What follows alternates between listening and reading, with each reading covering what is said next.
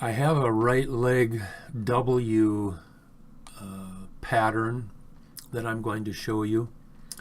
And this is a gap up pattern, and it gapped up almost $6.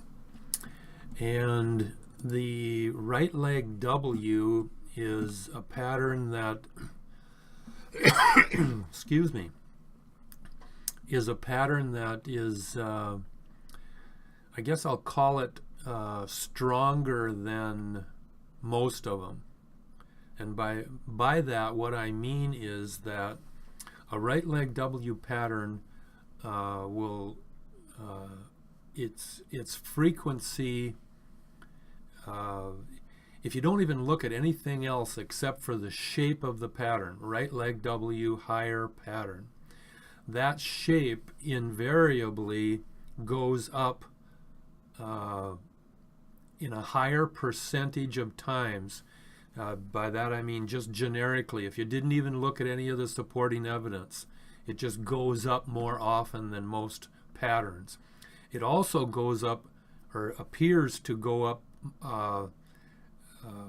in a stronger condition or a stronger reaction than a lot of the other indicators. Some, like bottlenose down, you can get one bottlenose down and they will go, and that'll go up strongly, as well as if you get 8 or 10 bottlenose down patterns. But oftentimes when a bottlenose down has one pattern, it also has some conditions that add to the reaction that we see. But in this case here, if you haven't noticed it, we have 21 right leg W patterns. Excuse me here. We have 21 right leg W patterns, and it's obvious in the price chart. That's one of the first places you look at, because the price red, green, and blue are price barometers. And then, of course, zip pink is a price barometer, and swing Zion is your 5th price barometer. Those 5 lines follow the price every single time. That's what they're designed to do. They're for quick recognition, identification issues. They follow the price. Now, one of the things that happens here in the way of divergence, well, let me point out the first thing, and that is the trend gray right over here did a low angle up. It's the only line in the group that did not have a right leg W higher pattern. By the way, oftentimes you'll see like maybe 14 right leg W higher patterns up, or higher, right leg W higher patterns, and then a couple of right leg W lower patterns. Excuse me. In this particular case, 21 patterns were right leg W patterns out of the 22 MFR indicators. And with trend gray up and then red and green down, if you haven't heard me talk about divergence, that's one of the key divergent conditions that we find, that we, if it's there, it will cause a gap up if you have other types of, if you have all the other, like the 3 gap pattern requirements. You got to have 12 out of the 22 MFR indicators in a 1 or a 2 pattern group. In this case here, we have 21 out of 22. You also have to have the down touches in the trend chart, or the if you're the other way around, if you're in gaps where gaps go down, then you have up touches. But with down touches, they go down. And then with the third group, we have proximity locations and proximity shape patterns. And those requirements for those groups, those 3 groups, constitute the conditions that are the base requirements for gaps. When we add additional leading indicator lines, like for example, swing pink is up at the same time you have those 3 qualifying pattern groups, that's a leading indicator that's up. If you have a pattern itself, like for example, you have a red spike, that's zip red down under 50, zip yellow down above 50. That constitutes a red spike. Again, I'll clarify just so that you pick this up. Red spikes have one of the greatest condition flexibilities within the system. That would be red spikes and red peaks. For example, you can get you can have zip red down at 5 and you can have zip yellow down at 8. It's literally uncanny how far. I mean, we normally will see the low on the zip yellow right around 10 or 15, and then zip red might be at 0 to 5. When we go way down to the bottom, we feel real comfortable if zip yellow is down to 35, even down to 30, and then zip red is under that. And those will typically cause next day up patterns. When the when the red spike is, in other words, zip red and yellow are down, when you have that red spike, that's a pattern. And when you have a pattern that is also indicative of a next day up, or a price direction, identical price direction indication, and by that, if you didn't see it, a right leg W higher pattern is a next day up indication. A red spike is a next day up indication. And so when you have patterns, in this case, the supporting evidence is something that's different than your primary pattern. In this case here, we have 21 patterns in a right leg W higher, 21 indicator lines in a right leg W higher pattern. Another pattern is the red spike. And so when you have another pattern that is there, and it's not the same as the primary patterns, keep in mind you can have 1 or 2 pattern groups, then that third pattern, or that additional pattern that you see, is an excellent and a powerful condition that would constitute a gap up. That doesn't mean anything if you don't have the 3 requirements in the 3 gap patterns. Like the identical indicators, you have to have 12 out of 22, and the down touch and the proximity, those 3. That's what I'm talking about. So this is, in this particular case, we had, and another type of divergence I want to show you is trend red has down spiked, gone up, and then come back down. So it is technically in a down touch under under the blue line. And if you're not picking that up, we normally look at the trend red, or how do I say this?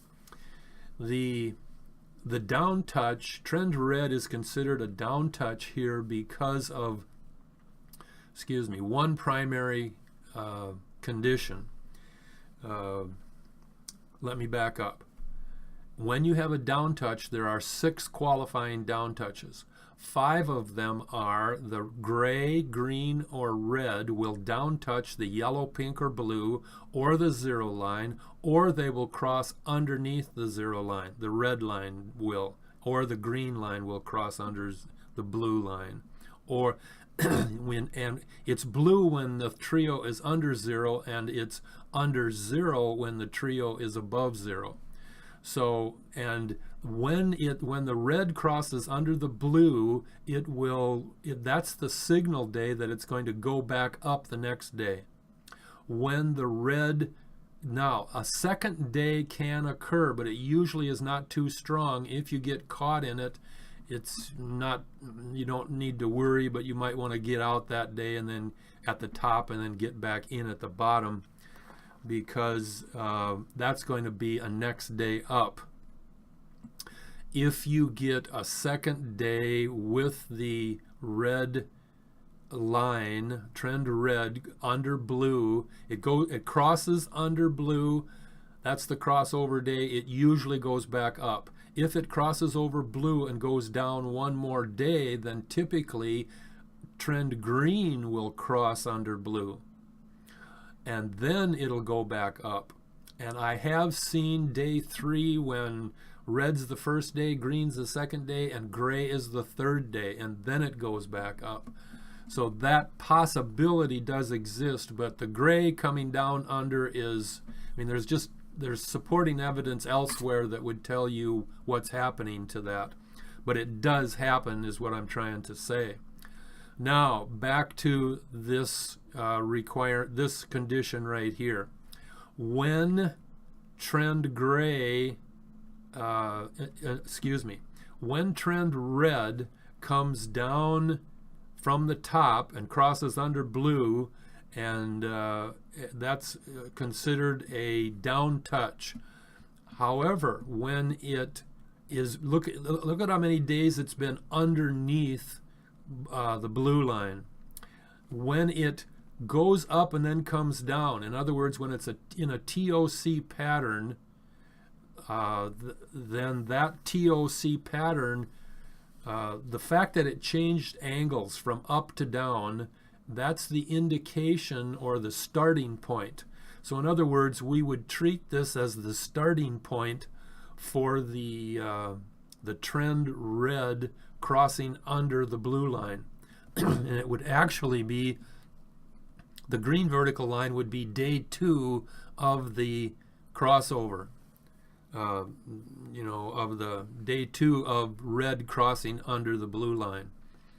I hope that wasn't confusing, but if you're following along with me, you'll see that. The same situation occurs when you have trend red bouncing up above green, and then it comes down 1 or 2 days, and then it goes back up. But when it comes down, it does not go under the green line. So there's no crossover red. But the trend red is in a BOC pattern going down and then going up. And so the direction of the lines are different, and we count that as the crossover day. The day that it came down but it didn't go over green would be the same day as if it came up and crossed over green. So, and then it goes up, and that's what I'm referring to here. In essence, what I'm trying to say is that the trend red qualifies as a down touch, and this is one of the few exceptions that you'll see that situation. How do I say that? It's, if you didn't have all of the other supporting evidence, you might question that the red coming down as it is really and actually a down touch. You might, well, maybe it is, maybe it isn't. But let me point out the divergence.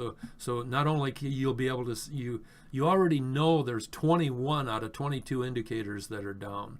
We already know that trend gray is divergent with trend red and green. We know that trend gray, when it's up and the red and green are down, it's typically causes a next day up movement.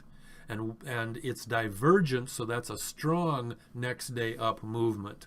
We also know that if trend gray is up, and for example the green is up and the red is down, now you don't get the divergence that you get when you have gray up and red and green down.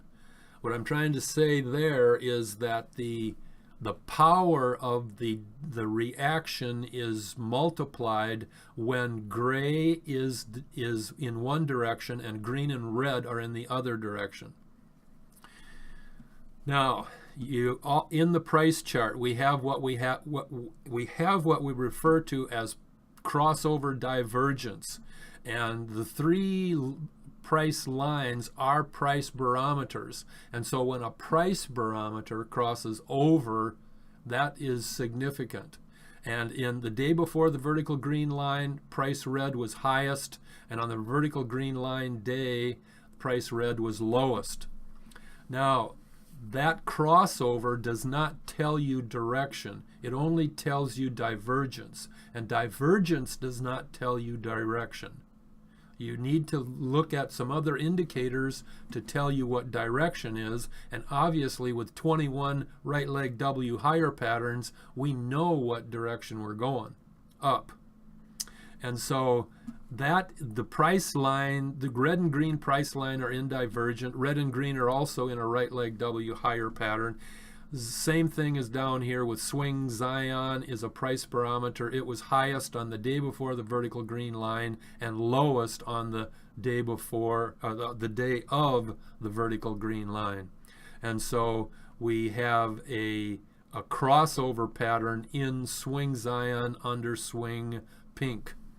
And again, swing pink is a leading indicator. Swing pink and swing pink and zip red are the two quickest lines in the system, and they're both leading indicators.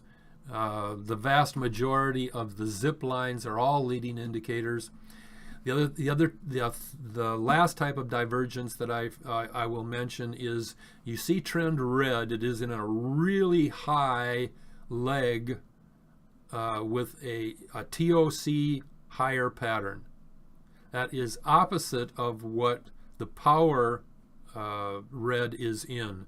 Power red is in a normal up-down, relatively normal up-down pattern, whereas trend red is in a real high low-down pattern. And that indicator line length is divergent. We refer to diff, D-I-F-F, capital D-I-F-F, as divergence. As difference, and it's difference in line length.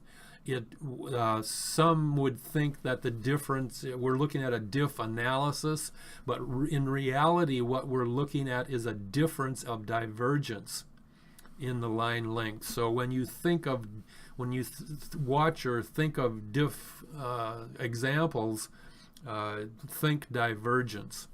And so you've got the divergence in the price crossover chart. You've got the divergence in the swing crossover chart.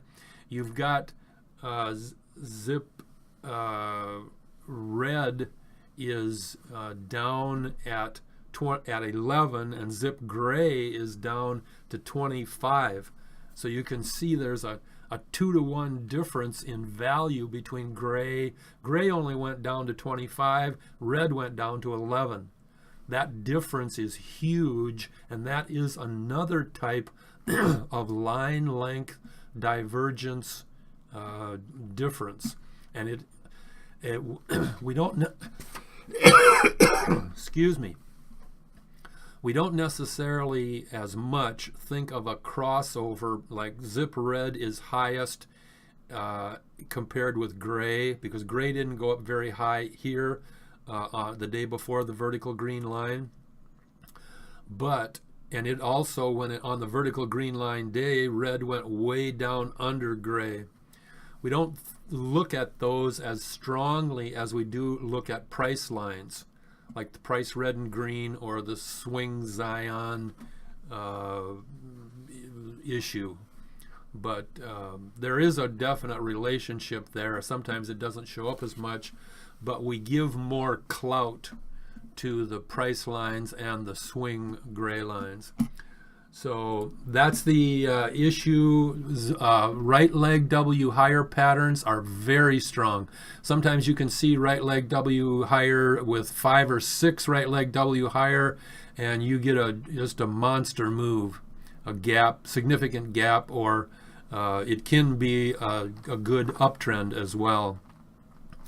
But those are some, I wanted to do that quickly. I got talking too long there, but bear with me, because the information is more valuable than if I make short videos.